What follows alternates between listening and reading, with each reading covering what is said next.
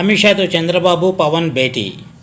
ఎన్డీఏలోకి తెదేపాను ఆహ్వానించిన బీజేపీ అగ్రనేత కేంద్ర హోంశాఖ మంత్రి అమిత్ షాతో తెదేపా అధినేత చంద్రబాబు, జనసేన అధినేత పవన్ కళ్యాణ్ మరోసారి భేటీ అయ్యారు.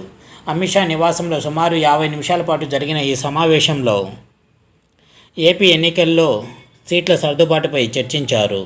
రాష్ట్ర, దేశ ప్రయోజనాల కోసం కలిసి పనిచేయాలని నేతలు నిర్ణయించారు. ఈ సందర్భంగా ఎన్డీఏలోకి తెదేపాను బీజేపీ ఆహ్వానించింది. త్వరలో జరగబోయే ఎన్డీఏ భేటీకి తెదేపా హాజరయ్యే అవకాశం ఉంది. ఎన్నికల్లో సీట్ల సర్దుబాటుపై 3 పార్టీల మధ్య అవగాహన కుదిరినట్లు సమాచారం అందుతోంది. ఇది వ్యూవర్స్. వచ్చే 2024 సార్వత్రిక ఎన్నికలలో బీజేపీ, టీడీపీ, జనసేన ఉమ్మడి కూటమిగా కంటెస్ట్ చేయబోతున్నాయి ఆంధ్రప్రదేశ్లో.